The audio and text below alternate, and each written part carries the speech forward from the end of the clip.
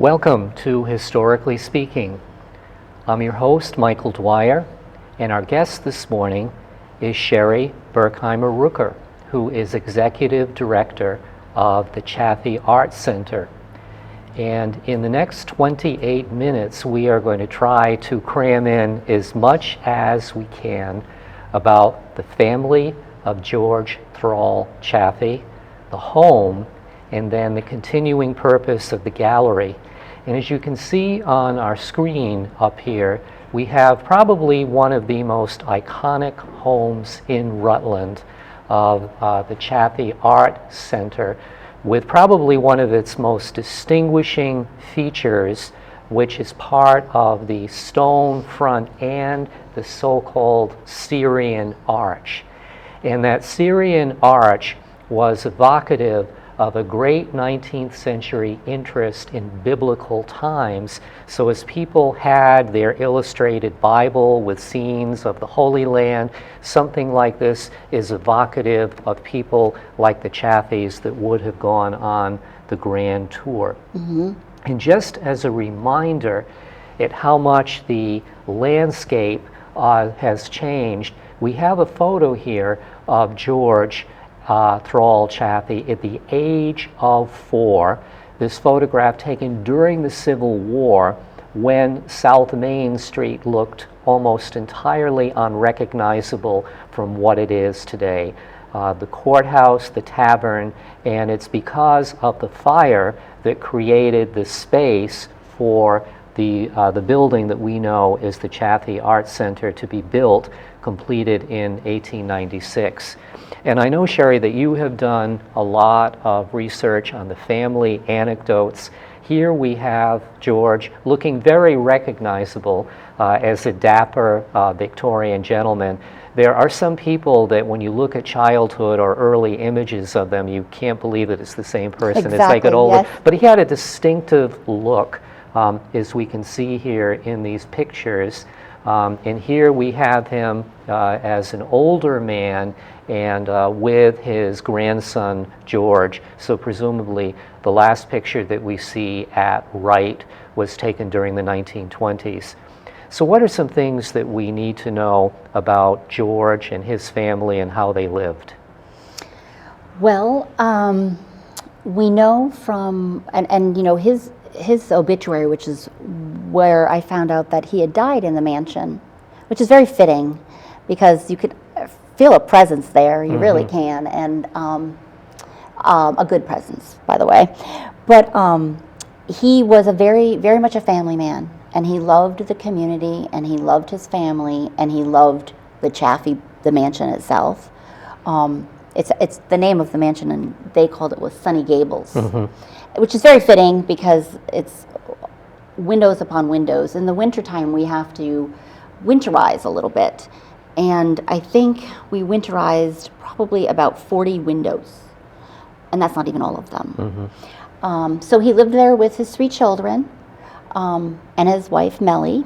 So his 3 children, Alice, Charlotte, and Frederick. We have the Historical Society, they transcribed Charlotte, the youngest daughter's diaries, which you've read, which is great because when you read it, I do have copies of that here, but there's 2 of them. And when you read about Charlotte's, which you can't see that well, I don't think, but anyway, we have these. When you read about her, she'll talk about swinging on the piazza. So if you come into the Chaffee in the large bathroom downstairs, it was the porch, and you can still see the porch hooks above. And I had read something about it being screened in, and I thought to myself, okay, but it makes sense because that part was screened in, and the rest of it, of course, is all open. Right. So we know that they had cats because we have a cat door. We know that they raised hunting dogs, and here's a picture, get it right there, of one of them. And here's the other one. So they raised hunting dogs, which is really they were pet friendly, which is good because we have Luigi all the time at the Chaffee. And he was very involved with the community. So He was in banking. He was a senator. He served with which governor? He served with Governor Smith, I think it was, in that time. I have all the dates written down, but so he was very active in his community. Mm-hmm. He also, at a young age, went into business with his dad. Yeah. In 1882, and then in 1891, when his dad passed away, it became him and his brother Newman. Mm-hmm. And what's really fun at the Chaffee is we have Newman's, his wife Mabel. We have a tea set that they had been given to them when they were married, which was passed down from other generations of Chaffees. Right. Their granddaughter's been contacting us, and we have linens from the 1800s and things like that. So it's very fun to see those, and to know that how old they are, because they were the flax was from the family farm in Pittsfield, Mass. Right. And George was only 24 or 25, so you think to be a business magnate at that point in his life, and then in his late 30s when he built the mansion. And here we have an early picture. Very little has changed, except, of course, you have all the trees around it and the awnings, which were their form of air conditioning at the turn of the 20th century. And here is another image of the house with the festooned flag, which I bet, given the season of the year, was probably around the 4th of July. But one of the fun things that we all unearthed in this discovery is that in this house we have people that lived with servants. So in the 1900 census, we can see George and Mellie here. They had been married about 15 years with their 3 children, and they have 2 live-in servants, Margaret Brennan and Mary Munford. But in 1910, in the census, they have a different crew of servants, because a lot of people, it was social mobility, unlike in England where you were doomed to be in the servant class for the rest of your life. A lot of these people went on to other things. But in 1910, we have Mary Dooley, who was a 27-year-old servant, and Jim Boughton took a picture of the names that were inscribed upstairs. So here we have Mary's name written in the door frame, and there she is. So we also have a Swedish servant here. But I think the most intriguing thing about the Chaffees in 1910 is they have a Japanese gentleman living with them. Do you have any idea what that's all about? I don't. But as you said, and aren't there dates on there, like 1928? Is that one of the dates? Well, these are ages. So in 1910, okay. George is 53, Mellie is 42, etc. So this looks like the last name is Aba. And I know that early on, Rutland had a relationship with Japan. So this will be something, this will be one of the things that maybe in the year ahead we can figure out who was the Japanese lodger living with the Chaffees, and what is that story. Right, because they traveled a lot. They traveled, to Europe, and like you said, that's why the Queen Anne Victorian mansion, I guess, has a lot of features of the Middle Eastern and like European, with the Syrian right? Arch, yes. And it's very much a unique, eclectic house. It has the Queen Anne turret, but it also has Richardson Romanesque. So it was very much, I think, designed according to the way that they wanted to live. And one of the other things that reflects the homes of wealthy people at the turn of the 20th century is that you have different rooms for the formal part of the house, and then the part of the house that you don't see. And again, we have a photograph here on the formal part of the house, which we could see at right. You have the very nice looking polished brass doorknob, where on the servant side you can see a very, very different doorknob. And here we have an image at the left of the very steep staircase up to the servants' quarters, And again, I think that's probably the original Lincrusta tin or wallpaper that is stiffened with starch. And again, it's a great survivor. And when you think of so many things in different parts of the house, we're very lucky that the bathroom was not ripped out at some point. You know, those so beautiful tubs. And I grew up in an old house, and in the middle 1960s, my parents, like everyone else, ripped out the plumbing. They got rid of the beautiful tub, and now they've all come back. When you watch programs like This Old House, they pay good money for a tub like this. So the bathroom here, as we can see, is a great survivor.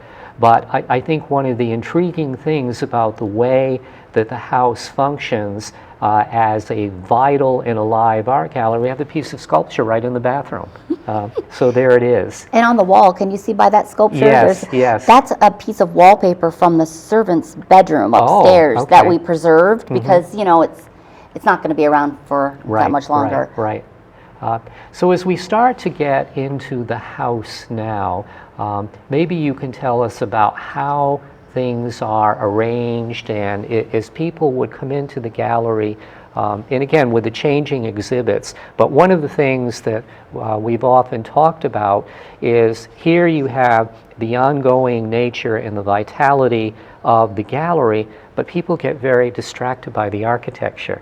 So what are some of the things in this room, or perhaps you could tell us about some of the things that have been displayed here? Sure. When you come in the front door, this is on the left, and this is actually my office as well. To the right of the fireplace is just where my desk is, so I try to keep it more in line with what maybe you might feel when you come in. That window has got leaded glass around the outside. It's just gorgeous. I take a lot of pictures because I can see the church, and then when the sun sets, it's just gorgeous. That Italian tile, we have 4 fireplaces in the mansion, and each one is very different.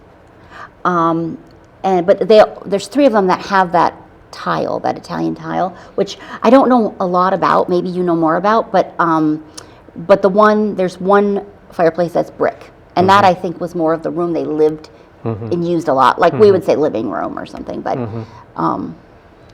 yeah, at this time, by 1896, the fireplaces were more ornamental. They were all fully functioning with chimneys, but families like the Chaffees would have availed themselves to central heating, but it's part of the oldness of the house and trying to cultivate this sense that they had their wealth for a long time. And it's very ornate. Yes, beautiful carving. Oh, beautiful carvings. As we can see here in this image.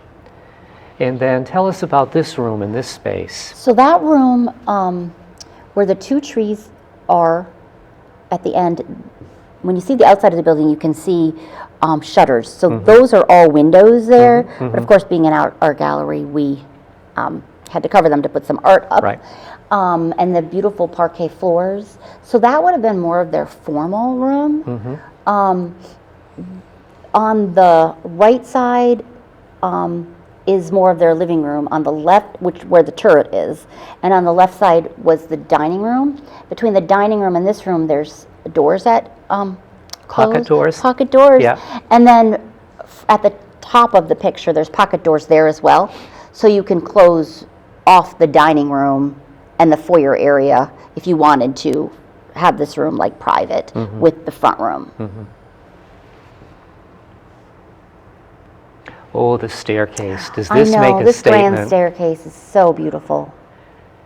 And this is One of my favorite places. Yeah, and this is just the baronial elegance of the home. And when you think of movies like the current series, The Gilded Age, of what a statement a staircase makes like this. And this is a real characteristic. Part of it is colonial revival. You can see with the pilasters, but also it's part of the asymmetrical nature of the house to have a staircase that has really 2 different landings. And it's just that we think of this as a hall, but this is a place where they would have received important visitors. And having a hall is something that makes a statement about a home. It's just not merely a staircase. So you can picture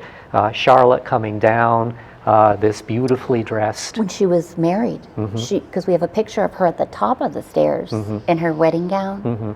Yes. Yeah, it's wonderful how well this is preserved, and you can see one of the original light fixtures, and I think the additional lighting that you need for the gallery has been very, very tastefully done. And I think one of the things that is really quite remarkable about the interior space of the gallery is how well integrated it is. I mean, you haven't altered any of the main architectural features of the house, but yet it functions as a gallery. So tell us about this. This is one of the most whimsical features in the house. So the side door, which is where the carport or the portiere, yes. Did I say that right? I don't speak French that well, but so when you come in that entrance, it's right to the left. There's a little coat area where you can hang your coats there. But so this is a cat door, and it goes. There's a little flap behind that wooden door, and it goes under the porch, so the cat could go out to do its business. Yeah. And I like the example that you have with this of the cat. Funny thing is, I made that years and years ago. How talented, right? What's it made out of? It's clay. Oh, okay. It's just clay. But I had a cat with blue eyes, so I kind of did that. But Anyway. And again, we can see the beautiful parquet inlay on the floor here. Right, and that's like a coat area. So like you were saying, what they did and the way that they made the cat door, it's with such style and such richness, right? And again, here you have space devoted to a current exhibition. And how many times do we have changing exhibits at the gallery? Between 6 and 7. Wow, that's a great deal about of work. every 6 weeks. Wow. Yes. What were the, do you know much about the circumstances? At what point did Mellie live in the house until she died? See, I'm not sure. She died in 1933. And I feel like that makes sense because then they boarded the because he died in 29. Right. And she died in 33. Yeah. And they moved out in the 30s until they loaned it to the Rutland Area Art Association to start, seasonally showcasing Vermont artists. So, as you said, I'm not exactly sure if she lived there after George, passed away in 29 till she did. Yeah. But it was in that, they said in the 30s when you read things. Yeah. I would say that George was the type of man who probably had diversified investments because there were some people that lost a great deal with the crash of 29, and I don't know how the family fortunes were affected by that. But certainly the descendants of the Chaffees remain in the area, most famous of which is probably Susie, whom I believe is his great-granddaughter. I think we're 3 generations down. Yeah, she an Olympian, and then her brother Rick was an Olympian. Right. And I think Susie's mother, Stevia, I think they were very, athletic and... Right. Yeah. Yeah. So tell us about some of the other objects that you brought with us, like these parasols. No, so these parasols are, they were given to us recently from somebody who had them in her closet because people just find things. So if anybody has any Chaffee things, I would love them. But on the ends of this, which I don't know if you're going to really be able to see up close, but it has names. One of them is Charlotte G. That's the daughter, and one of them is Mrs. G.T. George Thrall Chaffee, and you can still see where where the umbrella would go up with the little whatever that little thing is, but it's so beautiful when you just look at all the different designs. The bottom is all scripted, with a design. They're just beautiful. And then I also brought something that came in the other day that I'm so excited about. A gentleman brought it to the Chaffee, who was, he had, I think, a deceased friend, and he was the attic and cleaning the house, out. And this is actually a ledger. So this is a ledger that says F. Chaffee, and it says Sales Book B. And it's dated 1851. So it was George's father's. So George bought his father's partner out in 1882. And then it became F. Chaffee and Sons. And then in 1891, when he passed away, he and his brother went into business. But this ledger is from 1851 to 1854, and it's just beautiful. Yeah, open it up, please. It's just beautiful. I'm just trying to see, because I'm not sure how, I'm trying to find a dark page. That's going to be the thing, is that I don't know that you can really, it's really tough to see, because it's this beautiful cursive with a quill. Is that what they're called? A quill, yes, pen, ink, the ink quill. But because it's a light color, it's hard to see with the TV, but you certainly could come into the Chaffee and see it. But it has people's names, and then it has, what they bought, like how much they spent, and then the dates on the top. And the handwriting looks all the same. So it was obviously the same person who was writing in it for the whole time. And this is something that, as we look at historical documents like this, we are going to be part of a disappearing generation that can just look at cursive and read it. I agree with you. My son, he said they weren't taught to read cursive. Yeah. And I think that's sad. It is in some ways, and as a language and history teacher, I have some strong views about what writing does to reinforce learning. But when I look at kids today with their keyboard skills, they're a lot better than mine. They so are, that's the trade-off with all of this. And you think about things, whether it's Native American or whatever, and that things evolve and they change, right? And so I guess.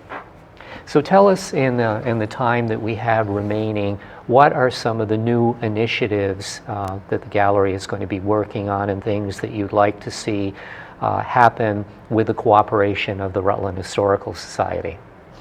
So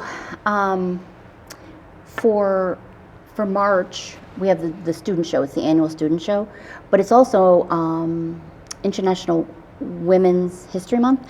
So we're going to have a gallery wall, dedicated to some of the juried Chaffee artist member. But we'd love anything that maybe the Historical Society might want to, embellish it with. We also are going to do a multicultural exhibit later in the year. And what my idea is, and everything always is fluid, so it changes and evolves. But I'd like to do things, representing different cultures that exist in Rutland or existed, or maybe, then and now kind of thing. So we have that going on. We're also, the Audubon Society, we're working with them. They received a grant for us for some Native American, talking Native American because I'm thinking about this chimney I want to tell you about. Anyway, native plants to Vermont, we're going to be putting in on the grounds to try to bring back the beauty of, because if you look in the back by the Carriage House, it's not, it's kind of plain. So we're going to bring that back to the Chaffee. And the Carriage House is another thing that is an interesting thing. So one day we should do one on that, because they had a bedroom up there. So when you look at the servants on that list. In one of the earlier censuses, I found that they had a regular coachman, because this was before the era of automobiles, so the coachman probably lived over the livery stable. Because there's a room that's all wallpapered in the 1900s magazines. About 30-some years ago, I picked up a box of unidentified Rutland photographs. that had people dressed in Japanese costumes, because at the end of the 19th century, with the popularity of Gilbert and Sullivan's The Mikado, there was this fascination with things Japanese. So I'm going to look at that photograph again, and one of the things, stay tuned, I'm going to figure out who this Japanese man was living with the Chaffees. And that would be, I think it's one of those hidden gems that as we recover layers of hidden not so much hidden Rutland history, but long forgotten Rutland history. I don't think there were many people born in Japan living in Rutland in 1910.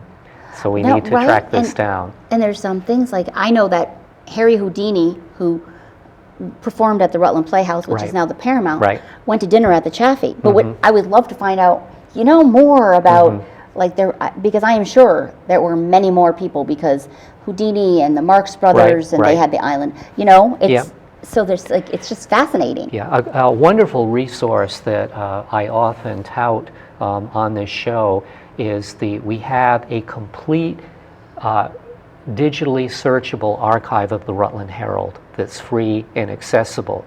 And one of the ways in which we could search that is that you could type in Harry Houdini. I think he died in 1926, so we could see from, let's say, 1910 onwards how Harry Houdini was advertised in Rutland.